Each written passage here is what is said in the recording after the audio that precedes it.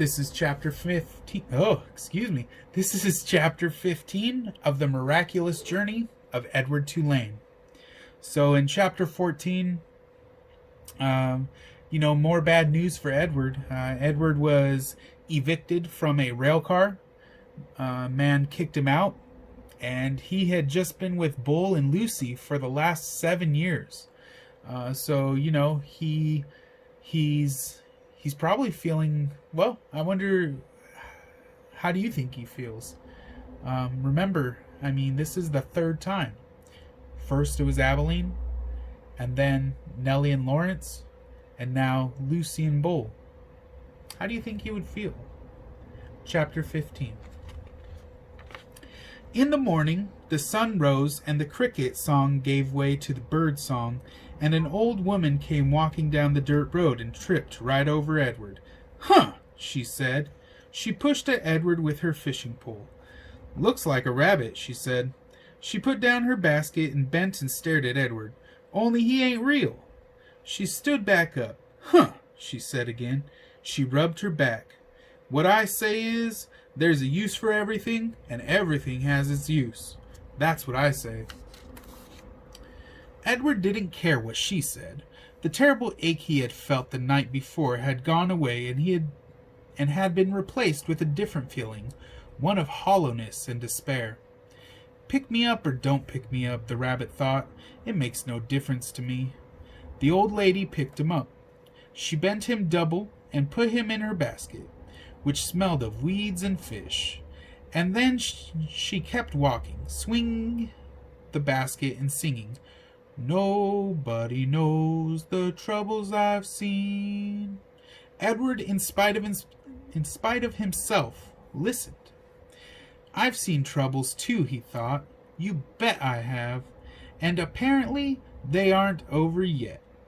Edward was right. His troubles were not over. The old woman found a use for him.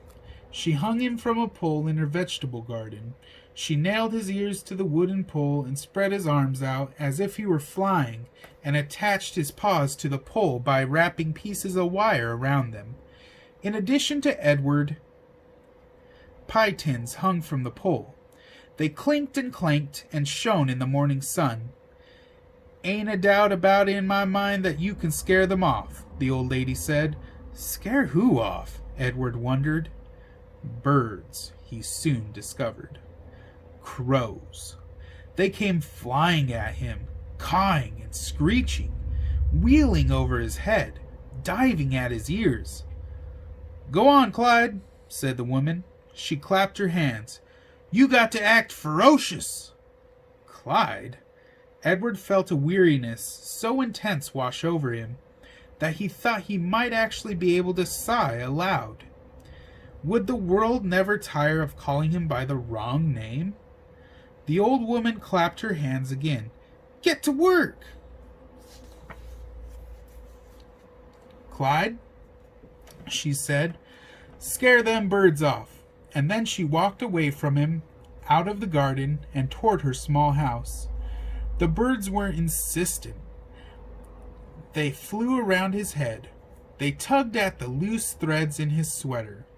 One large crow, in particular, would not leave the rabbit alone. He perched on the pole and screamed a dark message in Edward's left ear. "Caw! Caw!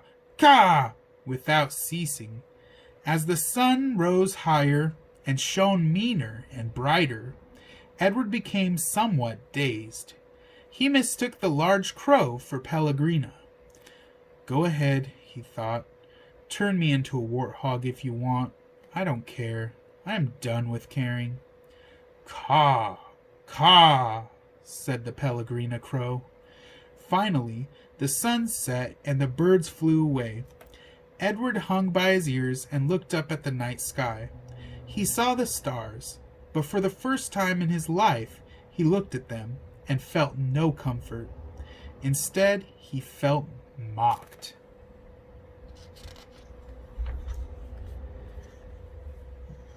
"You are down there alone," and the stars seemed to say to him,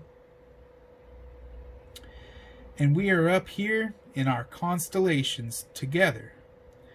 I have been loved, Edward told the stars. So, said the stars, what difference does that make when you're all alone now? Edward could think of no answer to that question. Eventually, the sky lightened and the stars disappeared, one by one. The birds returned, and the old woman came back to the garden. She brought a boy with her. So that is chapter 15. You know, so the old woman, do you think the old woman cares about Edward? So